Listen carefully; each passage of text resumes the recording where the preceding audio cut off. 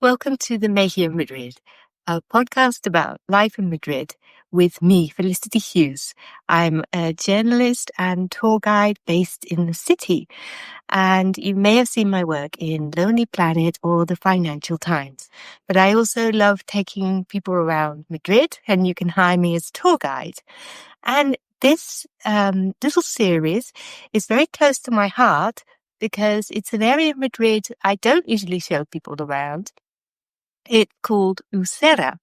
And in the first episode, I introduced the history of Usera right up until the present day and talked a little bit about some of the problems surrounding gentrification in the area. But today we're moving on to things to do in Usera. So if you come and visit, what is there to do and see? Well, during the last episode, we touched upon an area called the Colonia de Moscado, which was formerly the Colonia de Salud y Ahorros, health and savings, which is a really interesting area in that it was one of the first estates built on the city by the Republican government to house its poorer members. And this is when Madrid began to expand in the early 20th century. So you can do a tour called the Ruta de Relojes, where this marvelous guy takes you around. It's all in Spanish, unfortunately. So if you don't speak any Spanish, you probably best off coming to the Colonia, which is just around Usera Metro, and going and having a wander around and looking at the beautiful old buildings that are painted these lovely colors, and at the relojes, which are the sundials that were installed in the 80s that have become somewhat of an attraction because they're very beautifully designed. The tour takes you into great detail about that. And if you'd like to get an idea of it, go to my Instagram account, because when I did the tour, I took lots and lots of shots of those beautiful sundials and explain a little bit more about the designer and everything to do with that. If you are actually going to arrive in Usera Metro as well, go and take a look at the metro, just inside the metro station itself is right beside, a beautiful indoor market that gives you an idea of what a really sort of traditional Spanish indoor market is like. Unfortunately, our markets in Usera haven't undergone this wonderful revolution that's happened in central Madrid in places like Mercado de Anton Martin, Mercado de San Fernando, where they've become sort of trendy eatery type spots. They tend to be more traditional with your greengrocers, your fishmongers, your butchers, all this kind of stuff. But they're lovely, cozy places full of like real Madrileños. And this is where I do my vegetable shopping, is in my local market. So go and check that one out. And speaking of markets, big shout out to the Saturday morning market in Orcasitas that not a lot of people know about, because I thought for years that outdoor markets were not a thing in Madrid, apart from the Rastro, of course, which is, the granddaddy of all markets, which is, first off, visit the Rastro, because the Rastro is incredible. It's got this rich history. It's so exciting and fun. But if you are a fan of outdoor markets, then go and visit the one in Orcasitas, which is near Orcasitas Cercanías. And on a Saturday, people put tables out, and it's a huge, big market. Lots and lots of fruit and veg, electronics, real kind of reminds me of the traditional markets in London, and also secondhand clothes. So this is a big draw for me. This frock, by the way, was bought in Orcasitas market for about €2. I love a bargain, and it's just spectacular. You have to be a good fan of rummaging, but that's one that definitely, bargain fans will really, really enjoy. if we're talking going food shopping, then also check out the Chinese supermarkets in Usera. So in the last episode, I talked about how we have this huge Chinese community here, and they have fabulous supermarkets. So one of my most favorite ones is by Marcel Usera, the Metro Usera, that's got absolutely everything. It's chock-a-block. But then there's an amazing one on Dolores Barranco called Wenshu Supermarkets that I go to all the time. And not only do they do Chinese food, they have Thai food, they have Japanese food, they have all sorts, and they're just huge. The stock is constantly changing. Sometimes you never get the same thing twice, which can be frustrating, but it's exciting because there's always something new to find out. So it's a little bit like the area just towards the back of Gran Via. Yes, just around the back of Gran Via, which is a little Chinatown in Madrid, but this is a much bigger Chinatown. So when you go to Chinatown, you've got really fantastic supermarkets, Chinese clothes shops, Chinese calligraphy shops. These days, it's getting quite gentrified, but gentrified by the young Chinese generation. So there's like cute tea shops, all sorts. Oh yes, I just saw a florist the other day, a Chinese florist. They do tend to love Spanish wine as well. So you'll see Chinese restaurants shops, wine shops run by Chinese people selling Rioja, jamon, Spanish delicacies that they've now got a taste for. That's really popular among the Chinese community. In the last podcast, I also mentioned the growing artistic community. And what does this also mean? It means that we're gradually beginning to get galleries too. So the most high profile one is Okura's gallery, which isn't always open, so you need to check it. And that's round by Madrid Rio Dos, which is, I suppose, another attraction of Usera, but I'm not too keen because it's a massive big shopping mall. But Okura's gallery is here. Okura, by the way, is one of Spain's most famous street artists. He's a huge celebrity. In fact, I saw him when I went to the gallery last time, but of course you pretend that you don't see him because, he's the most holy of holies you shouldn't approach. I'm sure famous people get sick of people importuning them all the time, and I'm never really down with that myself either, so I left him alone. Besides Okura's gallery, which is called, by the way, Factory of Dreams, I shouldn't leave that out, the Ukiyo-e gallery just opened up in Ocasitas. And if you don't know what Ukiyo-e is, it's wood prints from Japan. I know this very well, of course, because I lived in Japan for 6 years and I steeped in Japanese culture. I absolutely love it. Weirdly enough, I haven't visited that gallery yet, and I was so surprised when I heard that it opened here because of the location, because Ocasitas isn't one of the areas that is particularly gentrified in Madrid. I would have expected more around where I live, which is Almendrales, which is seeing a lot more gentrification, or Usera station itself. But yeah, that's interesting. One I have seen is Habitación número 34, room number 34. And this is an old shop space in which they have art installations, and sometimes the artists themselves are part of the installation and perform. So it's really a weird experience if you walk past, and it's on the way to my friend's house, so I'm often kind of peeking in the building. Always something interesting there. And another place, of course, I mentioned in the last episode was Espacio Oculto. They're not always open to the public. It's a co-working artist studio that does a lot of things for the community, but worth checking out their Instagram because they do run the odd event.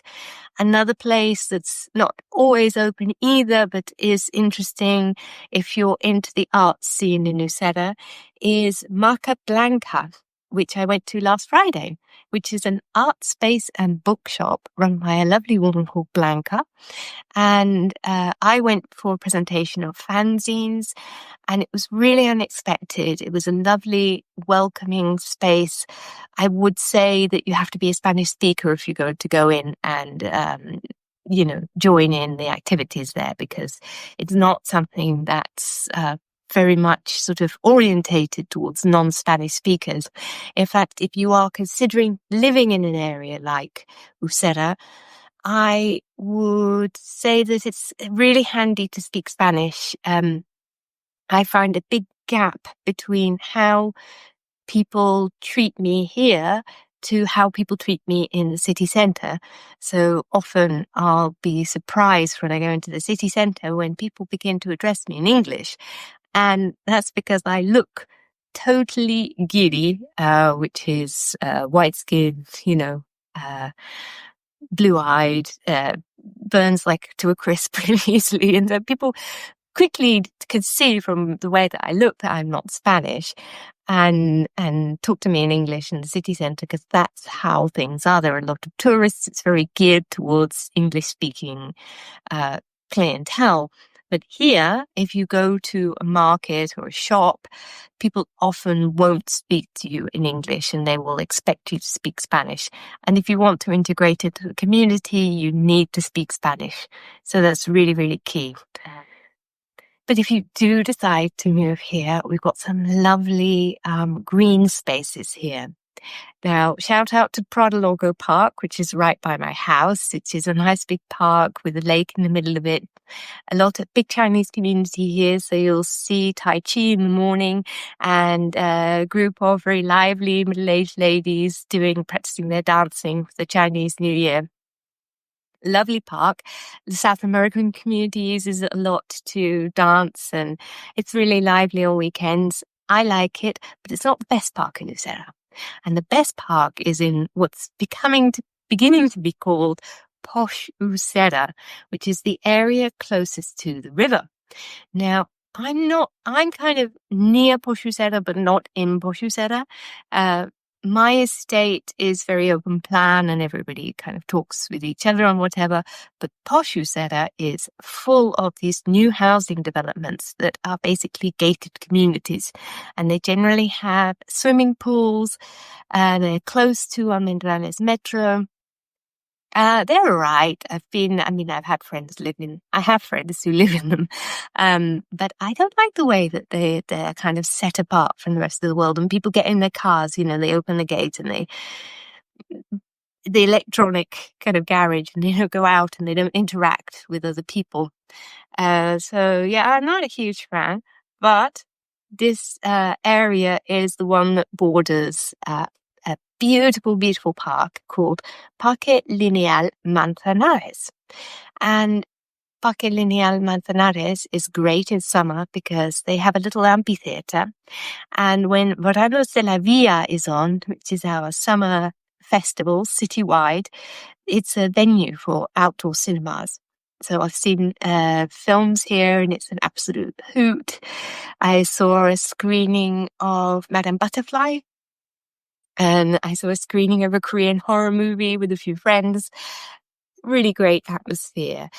And then it also has a hill that has wonderful views of Madrid. And at the top of the hill is a really beautiful modern sculpture made of steel, I think, or metal. It's kind of rusted. And another hill as well, which you can climb up. You could choose which hill you climb up. And that hill overlooks and is just kind of adjacent to the Caja Mágica, which is our big stadium venue in Madrid. It's out in San Fermin.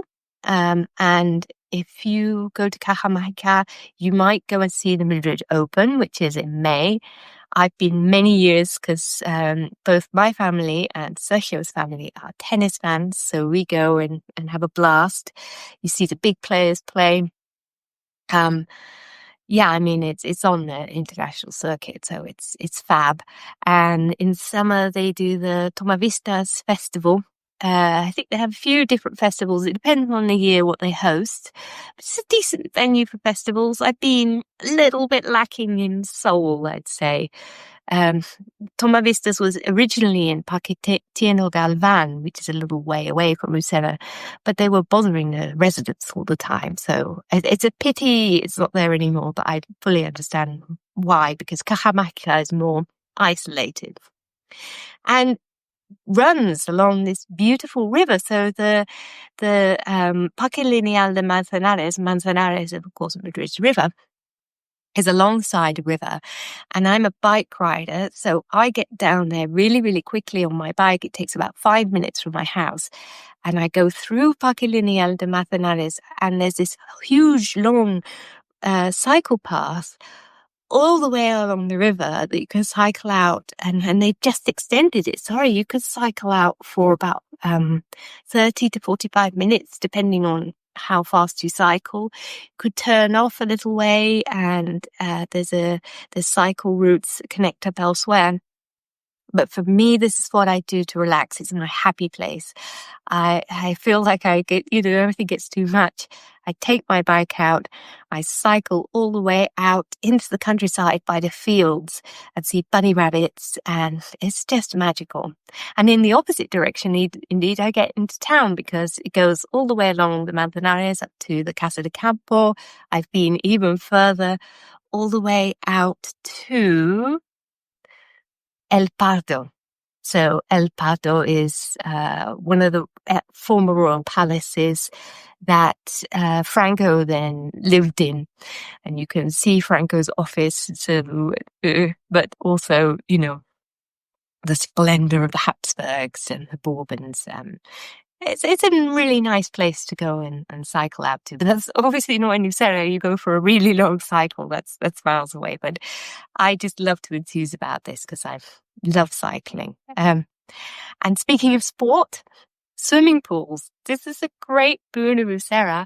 We have 3 outdoor swimming pools, and everybody I know is always complaining that their area doesn't have enough swimming pools. Well, we've got them all.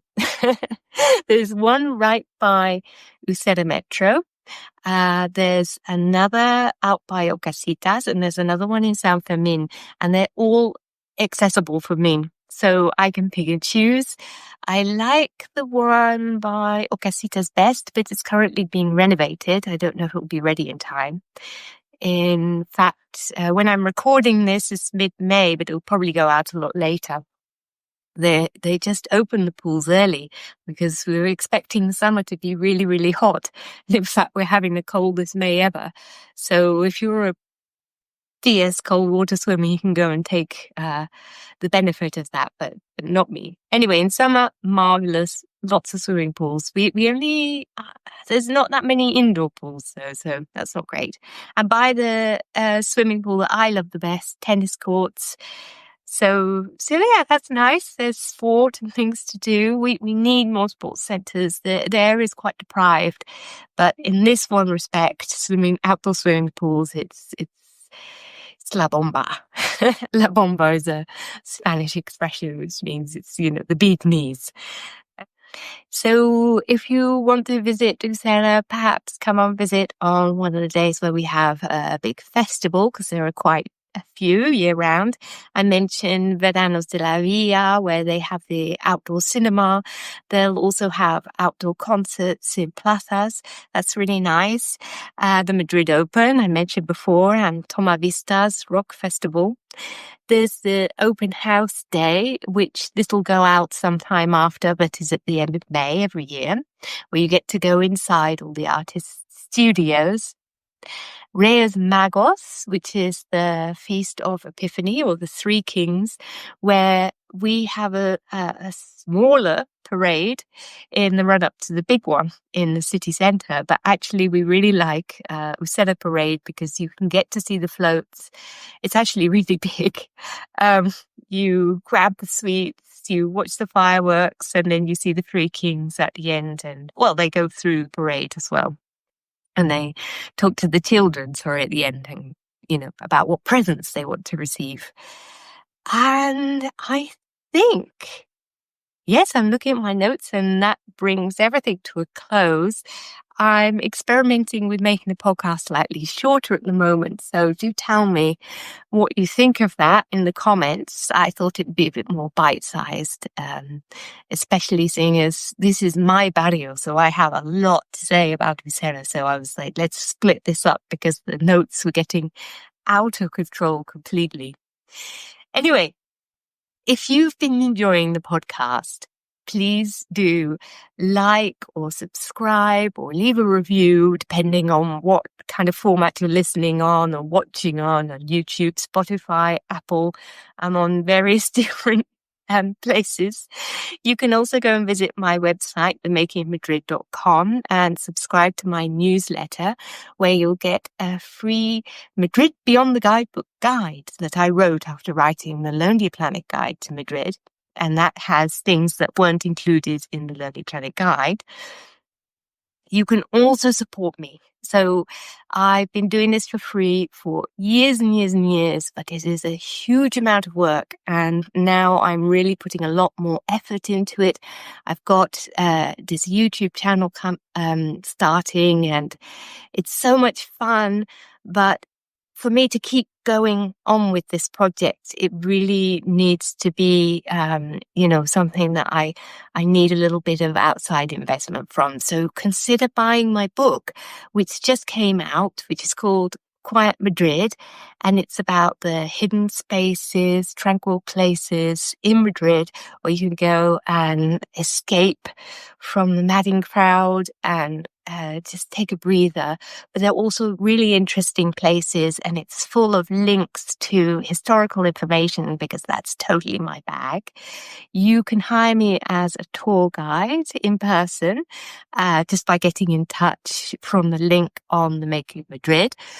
Or you can hire me virtually, and that's my most affordable version. So I've got 3 tours out on VoiceMap, one of medieval Madrid, one of literary Madrid, and another of Retiro Park.